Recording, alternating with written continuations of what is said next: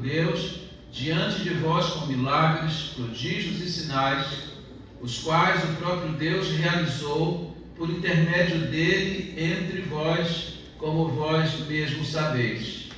Sendo este entregue pelo determinado desígnio e presciência de Deus, vós o matastes, crucificando-o por mãos de inimigos, ao qual, porém, Deus ressuscitou, rompendo os grilhões da morte, porquanto não era possível fosse ele retido por ela. Porque a respeito dele diz Davi: diante de mim via sempre o Senhor, porque está à minha direita, para que eu não seja abalado. Por isso se alegrou o meu coração e a minha língua exultou. Além disto também a minha própria carne repousará em esperança, porque não deixarás a minha alma na morte, nem permitirás que o teu santo veja corrupção. Fizeste-me conhecer os caminhos da vida, encher-me-ás de alegria na tua presença. Irmãos, seja-me permitido dizer-vos claramente a respeito do patriarca Davi, que ele morreu e foi sepultado, e o seu túmulo permanece entre nós até hoje. Sendo, pois, profeta e sabendo que Deus lhe havia jurado que um dos seus descendentes se assentaria no seu trono, prevendo isto, referiu-se à ressurreição de Cristo, que nem foi deixado na morte, nem o seu corpo experimentou corrupção. A este Jesus Deus ressuscitou, do que todos nós somos testemunhas. Exaltado, pois, à destra de Deus, tendo recebido do Pai a promessa do Espírito Santo, derramou isto que vedes e ouvis. Porque Davi não subiu aos céus, mas ele mesmo declara: disse o Senhor ao meu Senhor, assenta-te à minha direita, até que ponha os teus inimigos por estrado dos teus pés. Esteja absolutamente certa, pois toda a casa de Israel, de que a este Jesus que vós crucificastes, Deus o fez Senhor e Cristo. Ouvindo eles estas coisas, compungiu-se-lhes o coração e perguntaram a Pedro e aos demais apóstolos: que faremos, irmãos? Respondeu-lhes Pedro: arrependei-vos e cada um de vós seja batizado em nome de Jesus Cristo para a remissão dos vossos pecados, e recebereis o dom do Espírito Santo. Pois para vós outros é a promessa, para vossos filhos e para todos que ainda estão longe, isto é, para quantos o nosso Deus chamar. Com muitas outras palavras deu testemunho e exortava-os, dizendo: salvai-vos desta geração perversa. Então os que lhe aceitaram a palavra foram batizados, havendo um acréscimo naquele dia de quase 3.000 pessoas. A pregação que levou 3.000 almas para Cristo. Vamos orar. Obrigado, Senhor, pela Tua palavra. Concede-nos, ó Deus, nesta hora a unção necessária e a iluminação para compreendermos a Tua palavra e aplicá-la de forma adequada. Oramos pedindo que o Senhor nos auxilie e tributamos desde já toda a honra e toda a glória ao Senhor Jesus, pois em nome dele nós choramos. Amém e amém. Por favor, tome assento. O texto que nós estamos lendo se refere à primeira pregação na história da igreja cristã. Este é considerado o sermão mais poderoso da história. Através dele, pelo menos 3.000 almas, de forma pública, receberam a Cristo naquele dia. O que é importante a gente salientar nesta hora, quando olhamos para essa preciosa passagem? Em primeiro lugar, a advertência de Pedro. A Bíblia diz que quando o Espírito Santo foi derramado sobre a igreja, os crentes ficaram inflamados pelo poder do Espírito, e diz a Bíblia que uma vez cheios do Espírito passaram a falar em outras línguas. Foi um fenômeno extraordinário, era algo inédito na história. A Bíblia diz que aquele fenômeno que era inédito atraiu uma grande multidão. E aqui me permita abrir o primeiro parágrafo com os irmãos, ou o primeiro parênteses. sempre que o Espírito Santo é derramado, sempre que a igreja é visitada pelo Espírito Santo, as multidões são atraídas. Nós nunca devemos pensar que vamos atrair a multidão ou as multidões usando expedientes humanos e estratégias humanas. A igreja nunca pode se voltar para a questão pragmática. A igreja tem que ser dependente de Deus. O Espírito Santo foi derramado e a multidão foi atraída. E aqui um princípio: a multidão é atraída por um milagre, mas não é o milagre que transforma a multidão. O que vai transformar a multidão efetivamente é a pregação da palavra de Deus. A Bíblia diz que a fé vem pelo ouvir e pelo ouvir da palavra de Deus. O milagre pode abrir portas para o Evangelho, mas os milagres não são o Evangelho. O Evangelho é a pregação que anuncia a morte, a ressurreição e a vinda de Jesus Cristo em breve. Mas note que a multidão foi atraída. E a multidão ficou confusa diante daquilo que estava presenciando. E logo houve um juízo entre o povo de que os crentes estão, na verdade, embriagados. Então diz o texto que Pedro se levantou e advertiu-os. A palavra advertir aqui é uma palavra muito forte. Dá a ideia de alguém que se levantou como uma fera. Dá a ideia de alguém que levantou como um leão e passa a rugir diante da multidão. Quando a Bíblia diz que ele se levantou, é mais do que se colocar sobre os próprios pés. O que a Bíblia está dizendo é que Pedro se levantou com bastante autoridade para defender aquilo que estava acontecendo diante da multidão.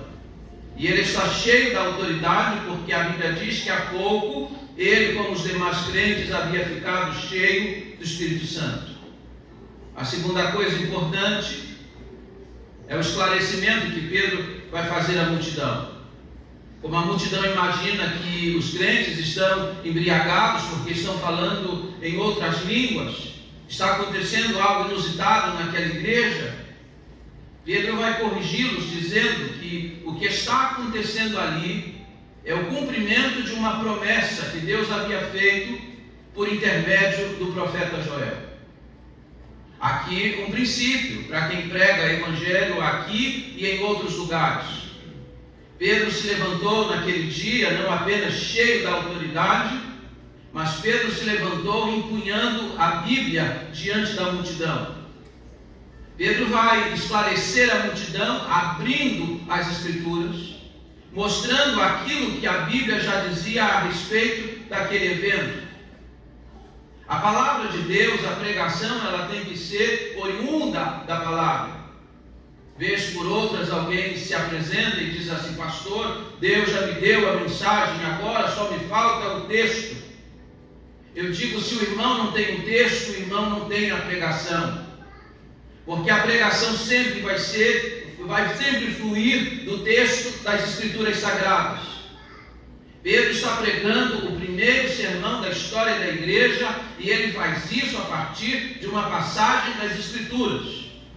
Ele lê o texto, ele explica o texto e daqui a pouco ele passa a aplicar o texto, mas nada fora das Escrituras Sagradas. O que Pedro vai pregar aqui não brota da sua mente, não flui do seu próprio coração.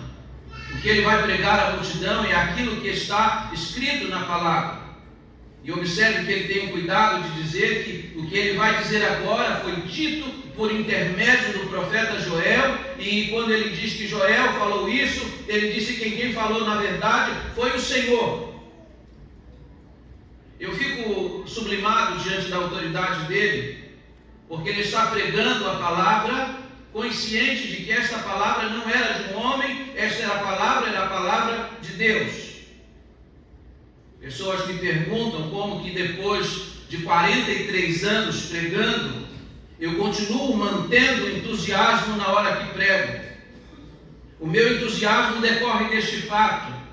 Eu não estou pregando pensamentos meus, nem pensamentos humanos, nem filosofias humanas. Eu estou pregando a palavra do nosso Deus. E Pedro está pregando à multidão, fazendo bom uso das Escrituras Sagradas, expondo para a multidão com autoridade aquilo que Deus já havia dito havia muito tempo. Dito isto, precisamos olhar para o sermão, para essa pregação que foi a primeira pregação da história da igreja. Spurgeon disse que esse sermão é um padrão para todos os demais sermões. Ele disse que nenhum pregador deve ousar pregar a palavra de Deus sem olhar primeiramente para esse sermão pregado em primeiro lugar na história da igreja cristã. O que há de extraordinário nele? Na verdade, o que há de extraordinário nele é o seu conteúdo. Pedro vai pregar nesse dia e vai firmar o seu sermão sobre 4 pontos essenciais. E os 4 pontos essenciais da sua pregação versam sobre a pessoa e sobre a obra de Jesus Cristo. O que Pedro disse? O que ele defende? Quais são os princípios que ele vai apresentar à multidão? Primeiro ele vai falar sobre a vida de Cristo. Observe comigo o que está dito no verso 22. Varões israelitas, atendei a estas palavras. Jesus o Nazareno, varão aprovado por Deus diante de vós com milagres, prodígios e sinais, os quais o próprio Deus realizou por intermédio dele entre vós, como vós mesmos sabeis.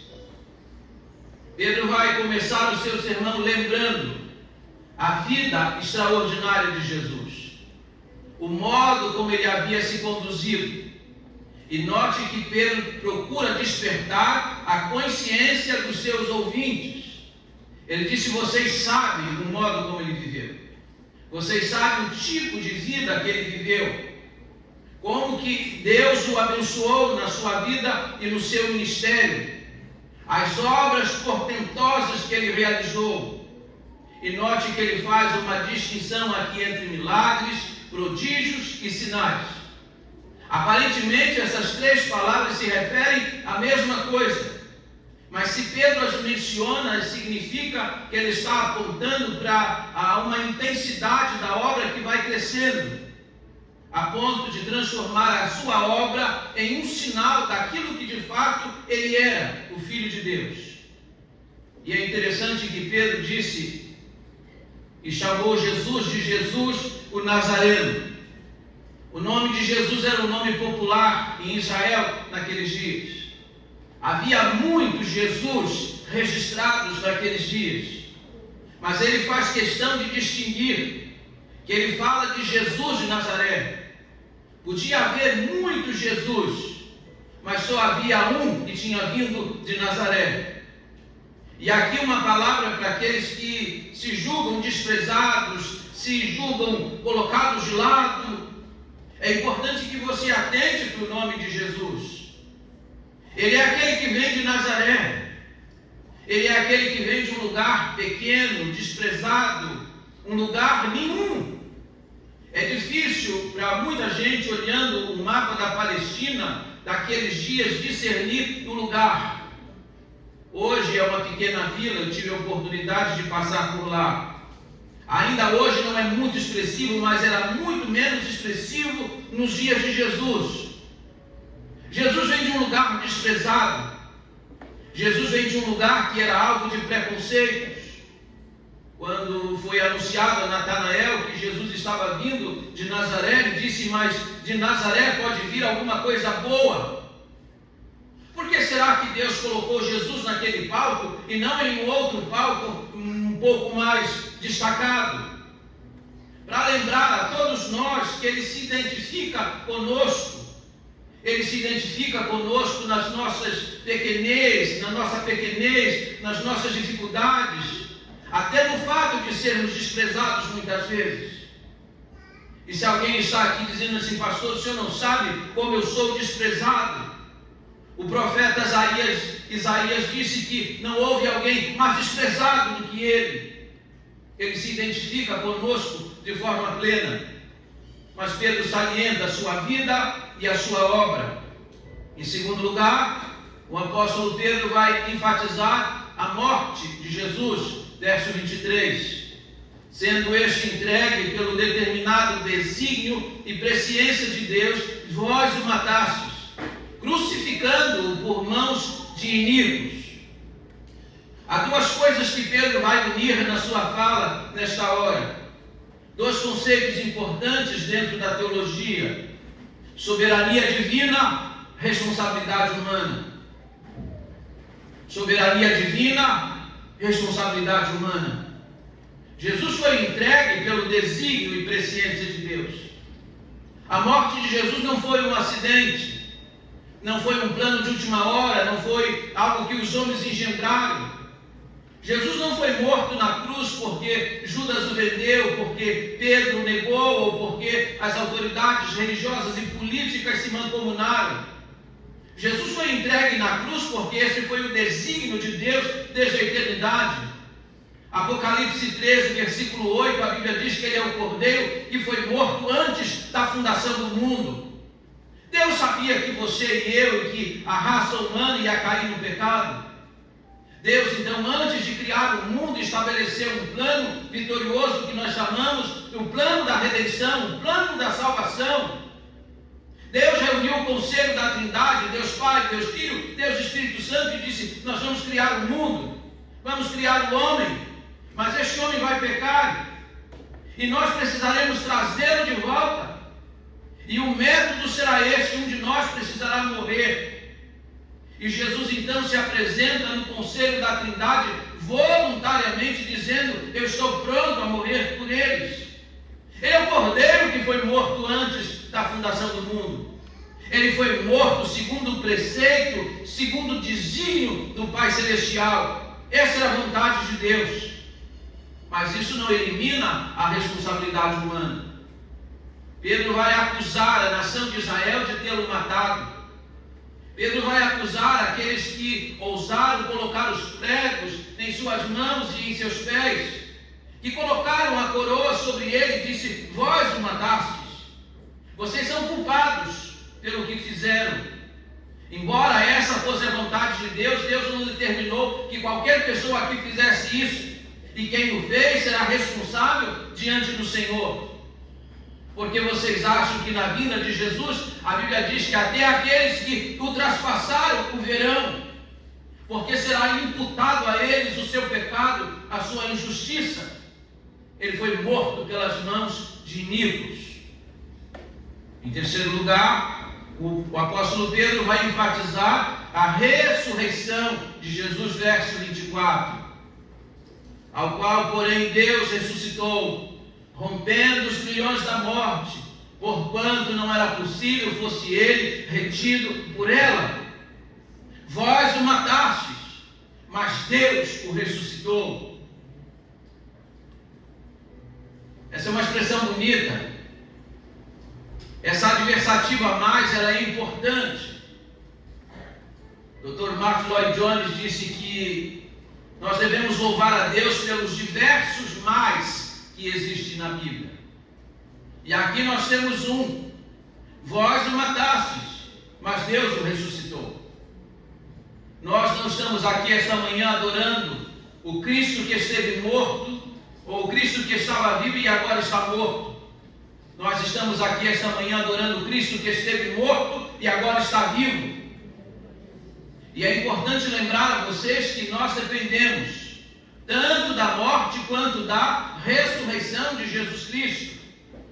A Bíblia diz, efetivamente em Romanos 4:25, que Cristo morreu pelos nossos pecados, mas Ele ressuscitou para a nossa justificação. O que a Bíblia está dizendo é que nós dependemos tanto da morte quanto da sua ressurreição, até porque o apóstolo Paulo disse que se Cristo não tivesse ressuscitado, seria vã a nossa fé. Ele venceu a morte. E Pedro vai dizer à multidão que era impossível a morte detê-lo. Ele venceu a morte. Ele matou a morte. Ele tem poder sobre ela. E a Bíblia diz que aqui está uma garantia para a sua e para a minha ressurreição. E é curioso que quando o apóstolo Pedro fala sobre a ressurreição de Jesus, ele vai fundamentar este argumento, mais uma vez usando as Escrituras. Ele vai fazer uso do Salmo 16, dos versos 8 a 11, o Salmo 110, do versículo 11, e o Salmo 132, do verso 1. O que Pedro está fazendo? Pedro está fundamentando a sua pregação na palavra de Deus. Ele está fixando na mente dos seus ouvintes aquilo que a Bíblia diz sobre a vitória de Jesus Cristo. Ele está fazendo aquilo que você faz na sua casa com um martelo e um prego, você fixa algo na parede. Ele está fixando essa ideia. Cristo venceu a morte. E note, não apenas a morte foi programada, a morte foi profetizada, mas inclusive a sua ressurreição. Eu não vou tratar desses salmos que Pedro mencionou aqui, mas é importante que você lembre algumas coisas que são importantes quando pensamos sobre isso. Ele está dizendo que quem escreveu isso foi Davi, mas Davi escreveu isso não apenas como um poeta ou como um cantor, ele escreveu isso como um profeta.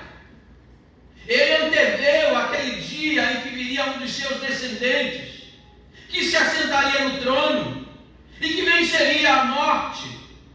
Muita gente pensava em Israel que esses salmos, que são salmos messiânicos, se referiam ao próprio Davi, mas Pedro corrige a multidão dizendo, isso não é sobre Davi, porque ele está falando sobre ressurreição, e vocês sabem, Davi morreu, e o túmulo dele está entre nós. Ele está falando de alguém que ia vencer a morte, e Cristo venceu a morte, e ele disse que agora Deus colocou debaixo dos pés de Jesus todos os seus inimigos, e um deles, a morte.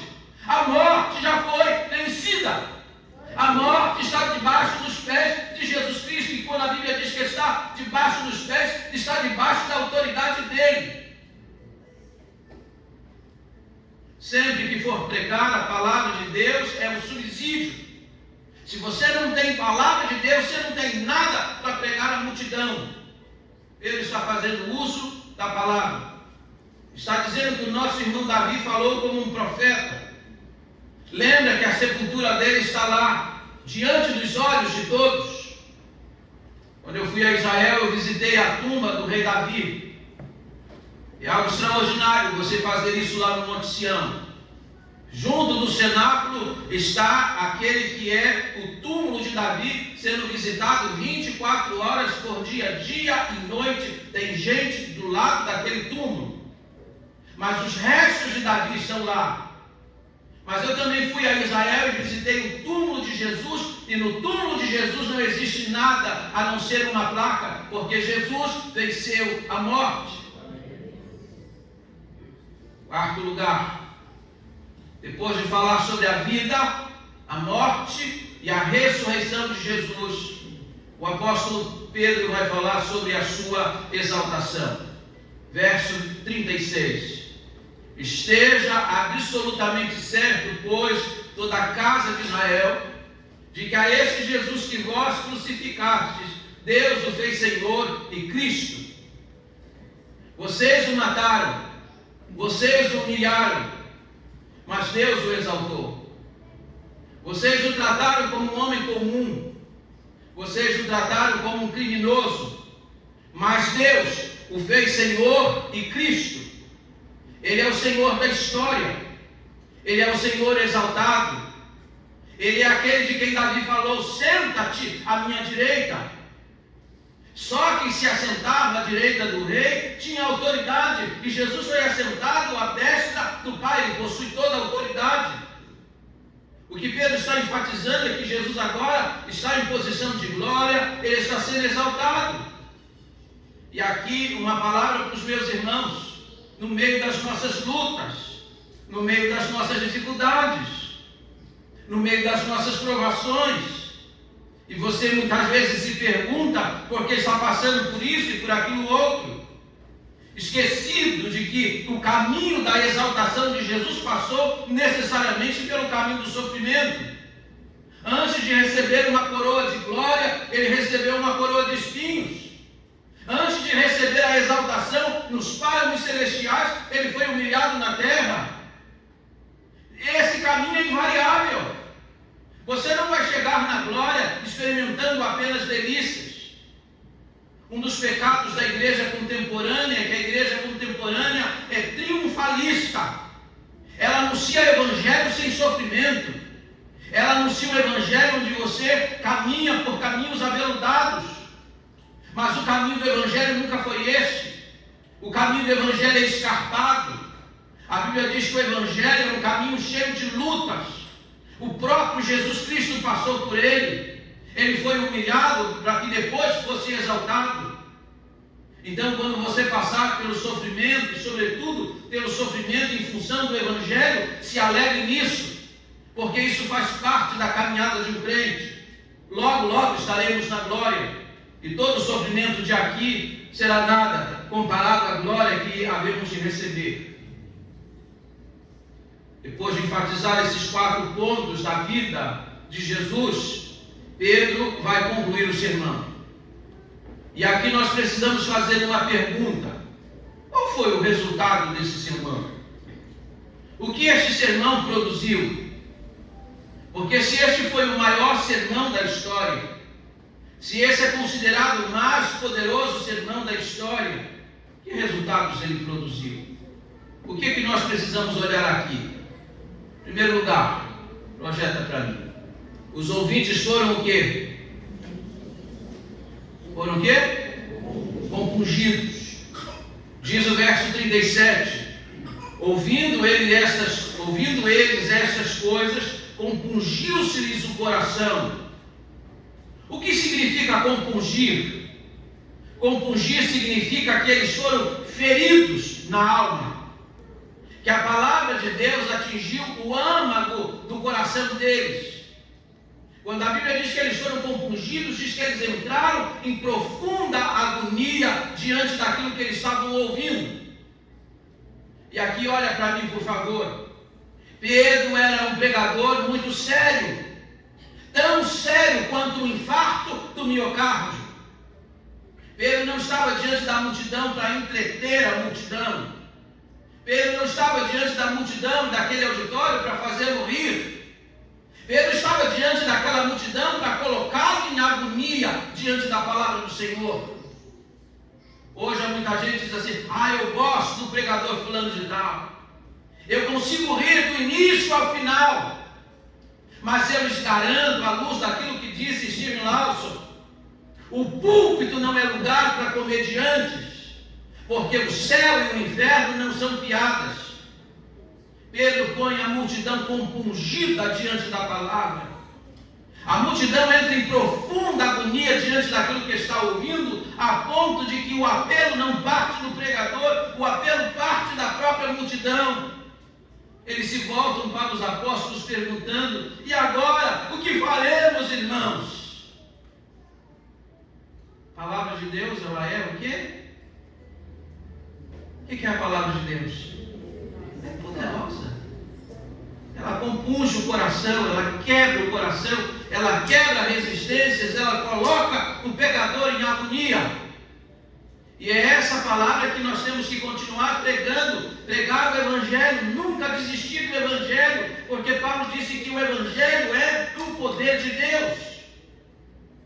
A segunda coisa que nós precisamos olhar é que os ouvintes foram esclarecidos. Quando eles perguntaram: e agora o que faremos, irmãos? Qual foi a resposta de Pedro no verso 38?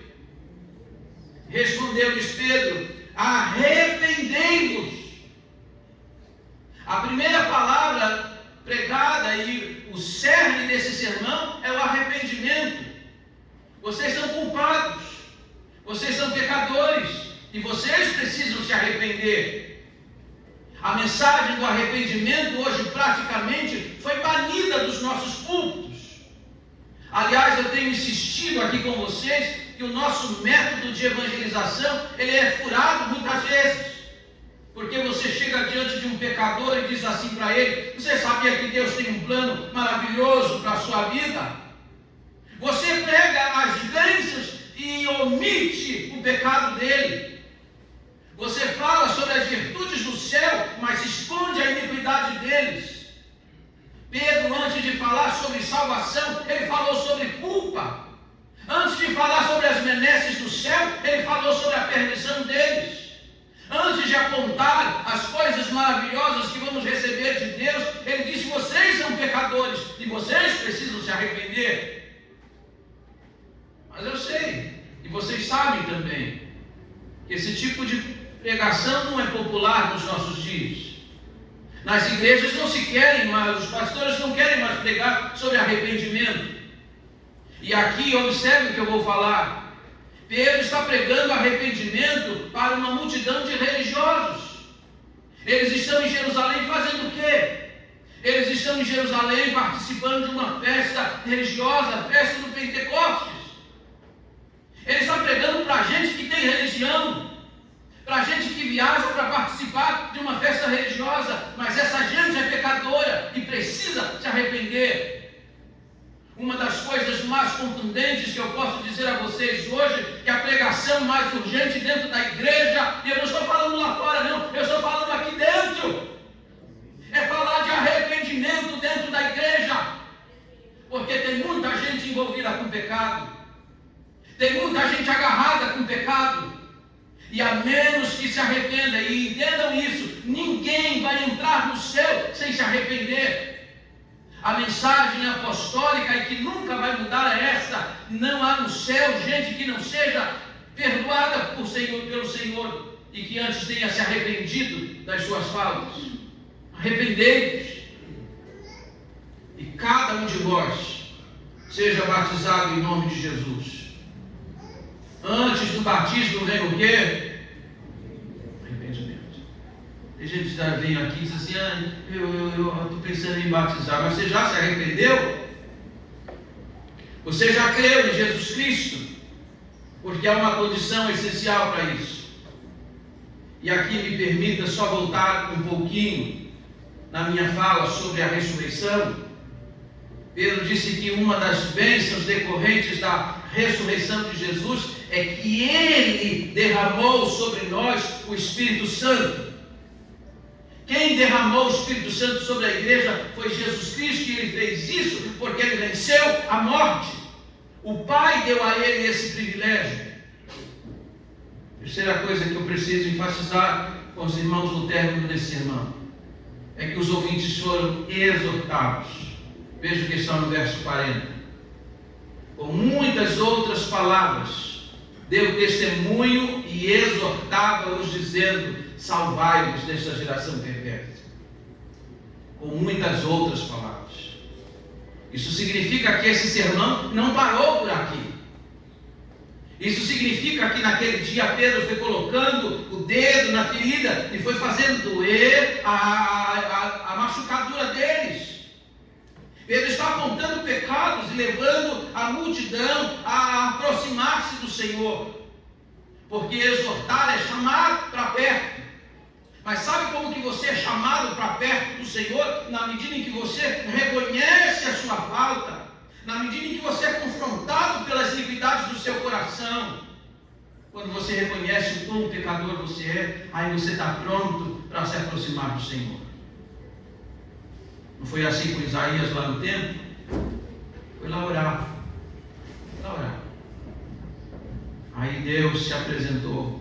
Ele foi confrontado pela santidade de Deus. Ele reconheceu o quanto ele era pecador. Agora sim ele está pronto para servir o Senhor. E eu vou terminar. Meu último ponto. Os ouvintes foram o quê? Integrados. Se arrependeram, creram, e agora era a hora do batismo. Fazer parte da igreja, integrar-se na vida da igreja. Isso significa que esse sermão não produziu apenas decisões públicas, ele produziu verdadeiras conversões. Essa gente foi integrada à vida da igreja. E aqui me permita, uma vez mais, hoje está ficando difícil manter atualizado o rol de membros das igrejas. Eu estou falando isso de um modo geral. As pessoas entram pela porta da frente, e rapidamente saiam pela porta dos fundos. Na primeira dificuldade que esbarram, elas desanimam, desistem do Evangelho. Mas a Bíblia diz que estes que naquele dia receberam a Cristo, eles, diz o verso 42, perseveravam na doutrina dos apóstolos, na comunhão, no partir do pão e nas orações. Você é um crente de verdade? Ou você está aqui apenas por um tempo? Você veio aqui passar uma temporada conosco? Ou você veio aqui estabelecer suas raízes? Porque somente quem coloca raízes é que pode produzir frutos. E esses crentes se tornaram abundantes. Esses crentes passaram a frutificar. Porque se agora há 3.000, daqui a pouco são 2.000 a mais. E quando você chega em Atos 9:31, a Bíblia já não fala mais em número de conversões, a Bíblia fala em número de igrejas que estão se multiplicando. Tem muito crente beija-flor. É uma florzinha aqui agora, outra florzinha ali daqui a pouco, beberica daqui, beberica de lá. Durante a semana, ouve este, ouve aquele, ele se coloca debaixo de todos os cajados. Ele não tem firmeza em igreja nenhuma, ele não tem raiz em igreja nenhuma. Ele diz que é de Jesus, mas ele não tem vínculo. Essa gente estabeleceu o seu vínculo em Jerusalém. E a partir da igreja de Jerusalém começaram a perseverar na fé. E se tornaram fecundos, abundantes em frutos. Você é alguém que tem suas raízes já estabelecidas aqui, ou veio só para passar alguns dias conosco? Ou você está aqui e não está em lugar nenhum, porque a semana inteira você está com a cabeça em vários lugares. É preciso frutificar.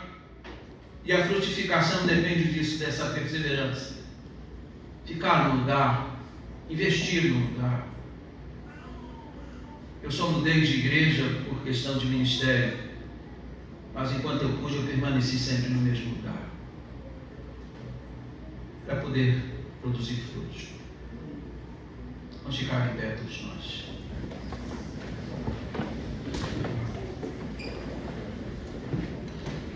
Vai falar que você precisa ouvir. Arrependei-vos. Eu sei que o nosso coração resiste a isso. Eu sei que a presunção do nosso coração diz esse tipo de palavra não é para mim. Não é para mim. Isso é para pecador lá fora. Será mesmo?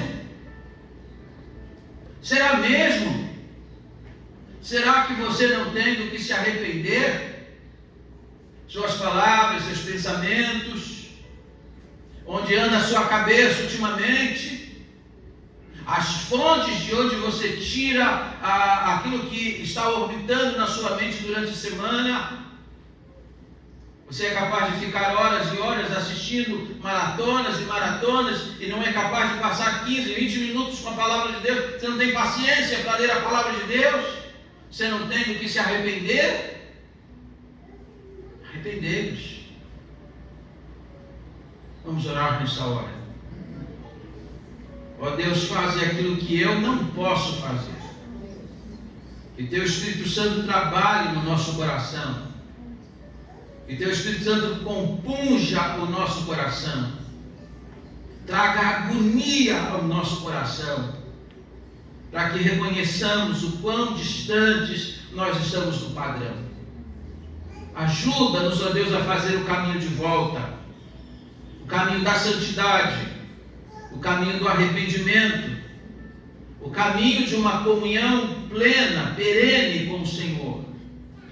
Pedimos agora que o Senhor nos permita receber o perdão pela nossa negligência tantas vezes. Somos negligentes com a vida de oração, somos negligentes com a Tua palavra, somos negligentes com o Teu serviço, com a Tua igreja. Ó Deus, nós somos muitas vezes aqueles que estão por aí perambulando sem ter raízes firmadas e estabelecidas. Pedimos-te perdão pelo tão poucos frutos que nós temos para mostrar. Ajuda-nos, ó Deus, a perseverarmos em doutrina, na comunhão, no partir do pão e nas orações com os crentes, com a igreja do Senhor. Ajuda-nos a estabelecermos, ó Deus, o nosso fundamento num lugar, para a partir dele começarmos a produzir frutos abundantes para a glória de Jesus Cristo. Ó Deus, perdoa nossos pecados, porque embora um dia redimidos pelo sangue de Jesus, ainda temos uma natureza que se inclina para o mal e te pedimos perdão pelas faltas que temos cometido até aqui. Restabelece, Senhor, a nossa comunhão contigo e habilita-nos desde já para participarmos desse momento tão caro que é a celebração da ceia. Eu oro agradecido no nome santo e precioso de Jesus. Amém e amém. A congregação vai assentar.